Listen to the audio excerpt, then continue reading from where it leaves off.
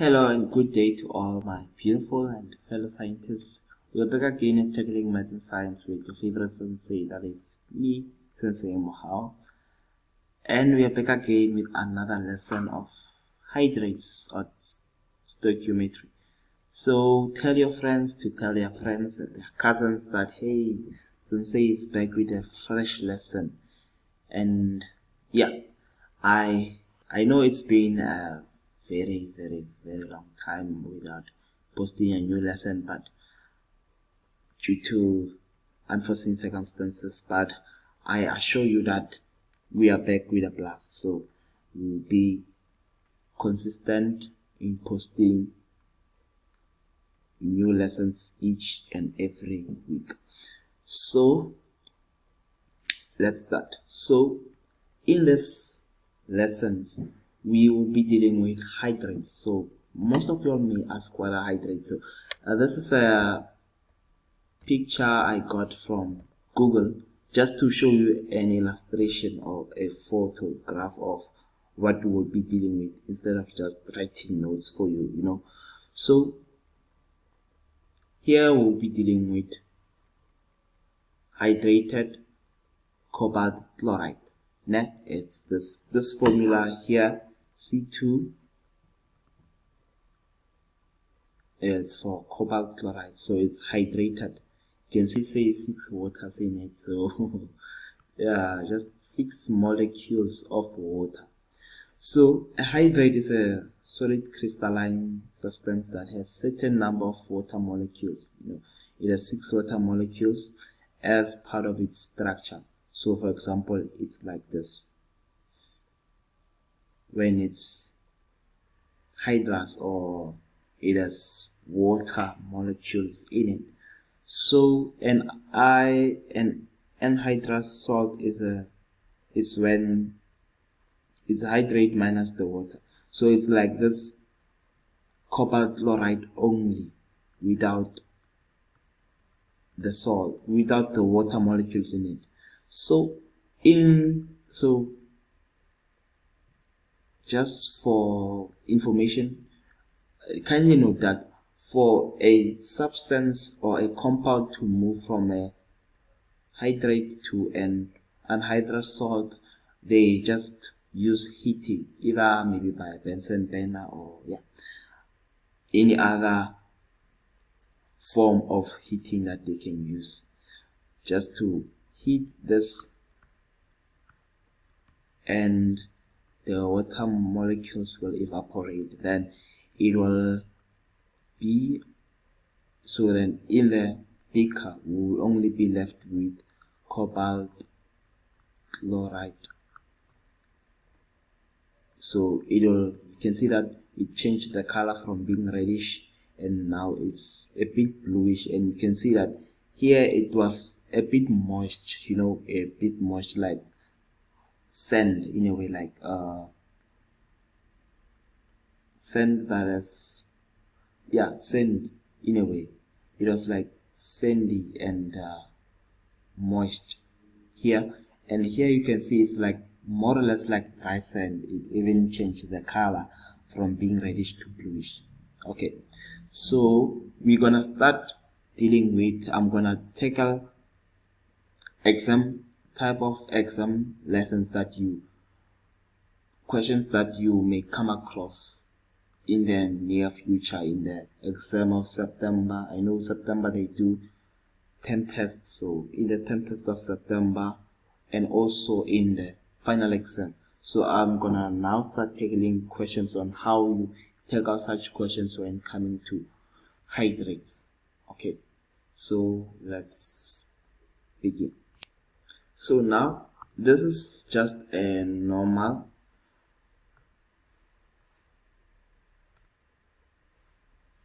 question whereby they find the number of moles in 250 grams of water.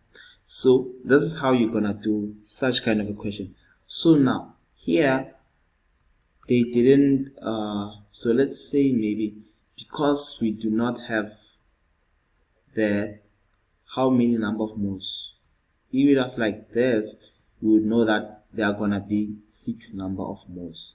So I'm just gonna do it in a form of, let's say it was just water, like 1 molecule of water, or like 1 mole of water. It's just H2O and then 6 H2O. So I'm gonna show you the difference on how you tackle such kind of question. So when it's like this, mole of H2O, we know that how do we find the number of moles? We say N, which is the number of moles, equals to M for the mass over the mixture. I do it like this. I just do MR for the molar mass. So the mass, we are given 250 grams of water.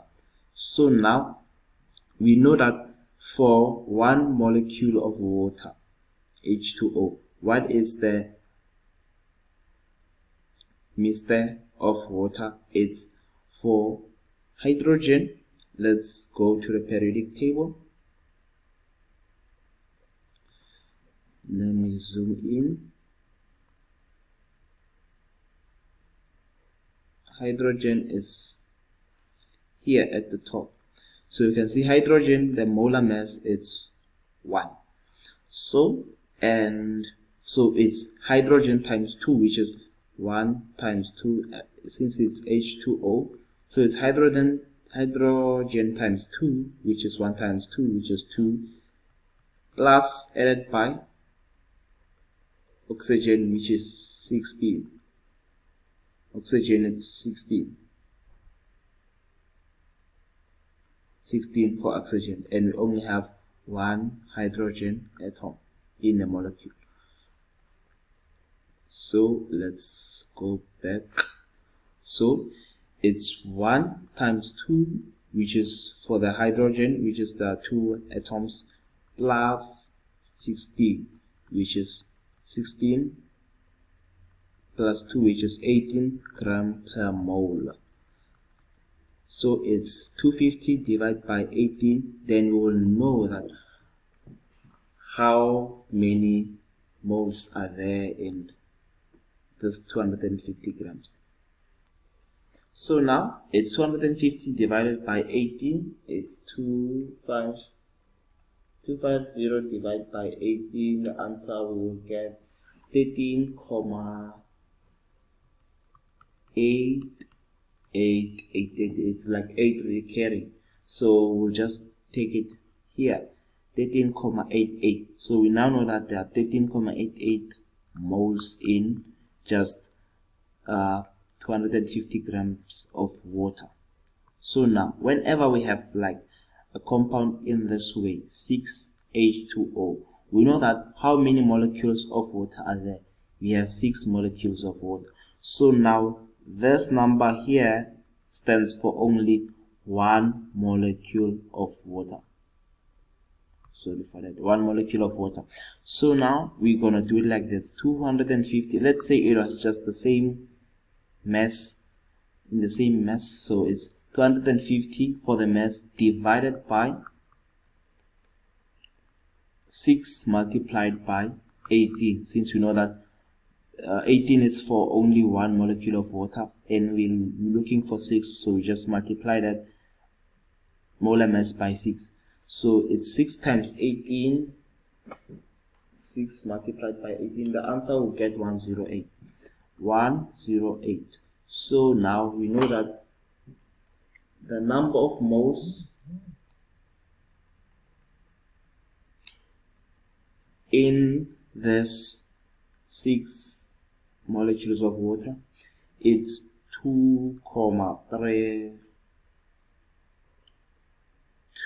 I just rounded it off, so it's 2,32 moles of it's moles in this 250 grams of water when we given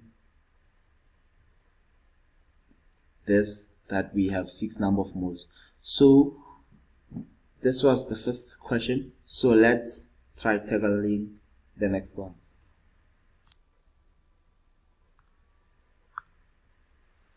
So the question says, when 150 grams of hydrated cobalt chloride. We're using the same compound, hydrated chloride, which is the one that was in the picture, in the first picture. This one, we're using the same thing. So when 150, let me just shift this. Yeah. When 150 grams of hydrated cobalt chloride, COCl2 and 6H2O, it's poured into a 5 centimeter, sorry for that, let me just do that, cubed. It's 500 centimeter cubed container. After being heated, 105 grams of cobalt chloride remains in there.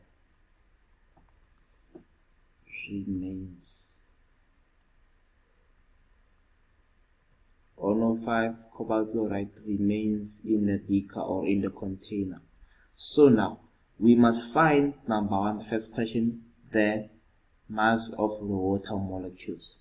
So this, since now our compound is hydrated, we now know that this cobalt chloride has its particular mass, and also this water molecules have their own particular mass. So it's like the mass of cobalt chloride plus the mass of, let me just put it in brackets, plus the mass of 6 hydrogen dioxide or water molecules here are combined. They're gonna give us the full mass of the whole compound, which is this compound. You get it? So that's why whenever we put this, we heat this compound, hydrated cobalt chloride, we know that water easily evaporates. So it will just evaporate when it's heated. Yeah, I know, I apologize for my bad drawing. I wanted to do flames, yeah, to just show that this is heated, and then the water molecules, they will evaporate, since you know that they will turn into steam and evaporate, and then we'll only be left with this one, COCl2 or cobalt chloride, the mass in the beaker. So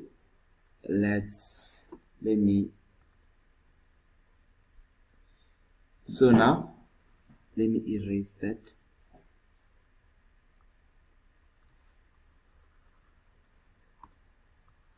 So now here, this is how we're gonna find the number of mass of the water molecules. So since we are given the mass of the compound, it's the mass of the compound, which is for the hydrated, it's 150 grams. We subtract 105 grams and we will get 45 grams, which is the remaining it's the difference between them. It's the mass of the water molecules.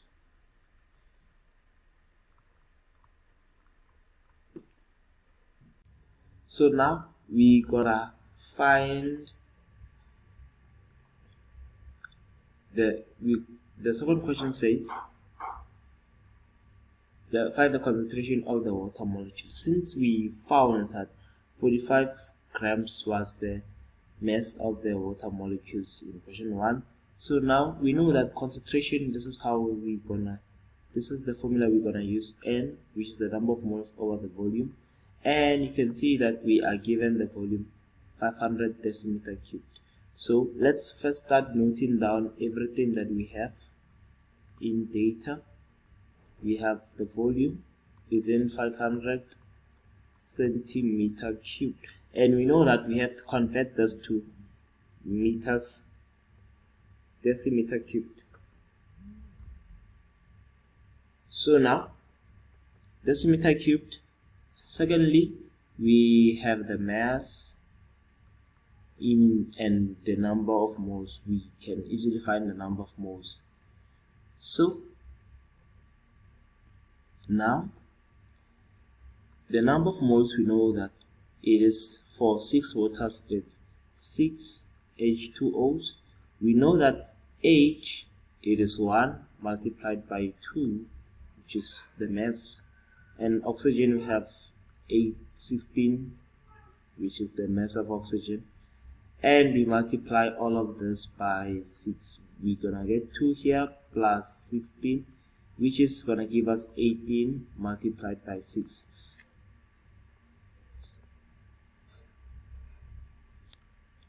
You can see it's the mass of water, which is basically 1 multiplied by 2, and for the mass of oxygen it's 16 here. So let's go back to the English. No, this is the next question. So now it's 18 times 6, which is gonna give us 108, and now we have the molar mass of 6 molecules of water.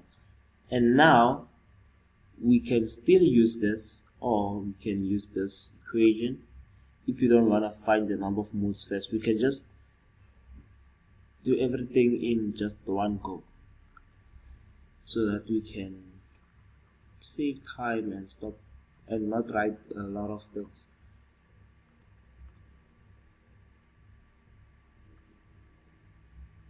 So it's M, which is the mass, we know it's 45, divided by the molar mass, we found 108, multiplied by the volume. So now most students make mistakes here, because now the volume is 500 centimeter cube. They just put this 500 centimeter cube inside this and they will get a wrong answer.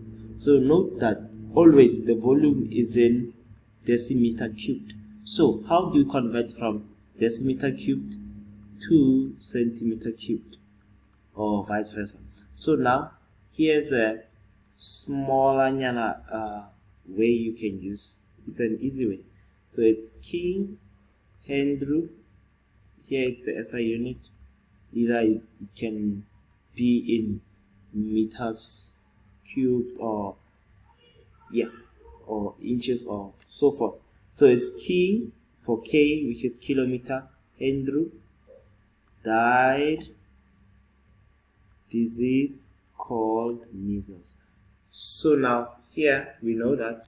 So it's King Henry died. This is for the SI unit. Disease called measles. Sometimes we can just put M when we're looking for the meters. So we know that when we reach here, it will be decimeters, So this stands for kilo, this stands for hecto, deca, and which is the SI unit, whatever we can use. Either we're using inches or liters or meters. And here we have deci, and here centi, and here milli. So for example, when we are here, it will be mm, which is millimeters. You can see. So we are looking for decimeters, centimeters to decimeters. So kindly note, whenever we go forward or to the right, we multiply by 10. From here to here, it's multiplied by 10. From here to here, and so forth. So, and whenever we going reversing, we will be dividing by 10 if we jump to 1 unit, 100, 2 units, and 1,000, 3 units, and so forth. So it will be from 10 here, and here it's 100, and when we go 3 units forward, it's 1,000, just like that. So here we are at centimeter cubed. So let's say the SI unit is meters cubed, and let me erase this. So whenever we are here, so we have to go that side, so it will be divided by 10, but then because the meters isn't cubed, it will be 10 cubed. So it's like 500 divided by 10 cubed, which is basically like 1,000. So this is how we do it. So now let's continue from centimeter to decimeters. We're dividing by 1,000, or 10 to the power 3. So it's 500 divided by 1,000. We will get 0.5 decimeter cubed, which is our volume. So here we place 0.5. So after that, we punch everything in the calculator. We will get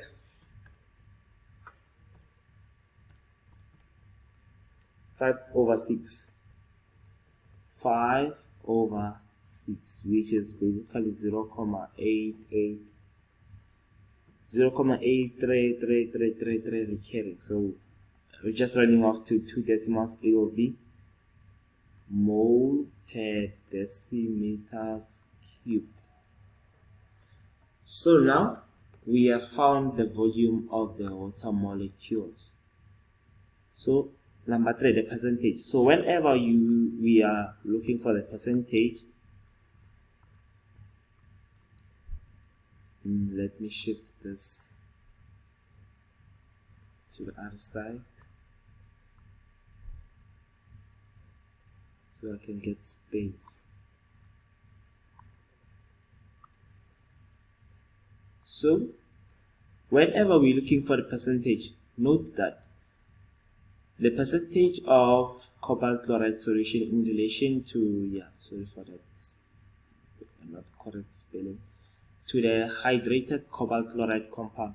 So for the percentage, it will be the grams, or the grams of, or the mass of cobalt chloride over the one that we're doing related to the hydrated compound, which is everything, CrO2 6H2O. So we must do the mass of cobalt chloride divided by the mass of the whole hydrated compound multiplied by 100. So we found initially that it was 105, the mass of cobalt chloride, and the mass of the whole compound was 150 grams. So 150 grams multiplied by 100, we will get 70%, which is the percentage of the cobalt chloride in the solution. So we now know by this that the water molecule percentage is just only 30%, which is the difference between this and this. We know that water molecules are 30% in the solution. So let's tackle another question. So suppose we are given this kind of question whereby we are given the whole compound, but then we are not given an atom, maybe whether it is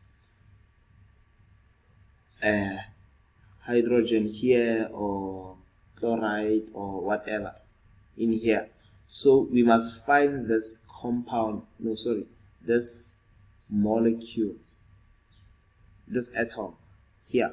So now we are given, remember we are given, the question says the formula of hydrated sulfate of an unknown group 3 metal represented by X with the formula mass of 249.5 gram per mole.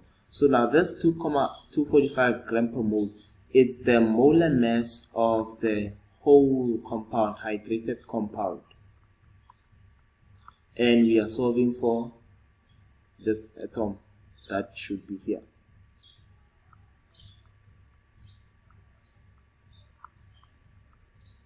We know that this is equals to the mixture, basically like the previous one that we did, of this compound and this water of crystallization here of the salt. It's supposed to be like this. So whenever we are given only this, we know that we can easily find this.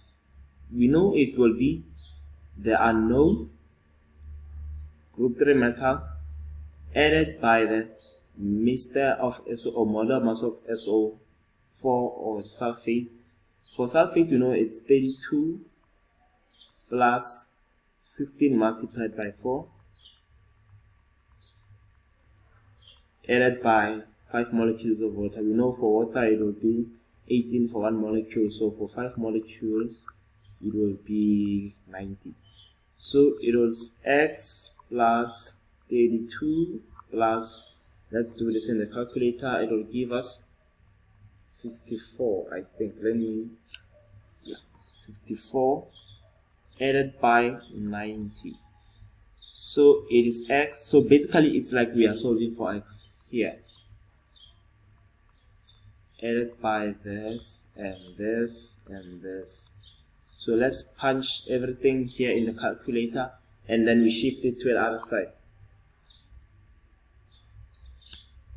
So our answer, we will get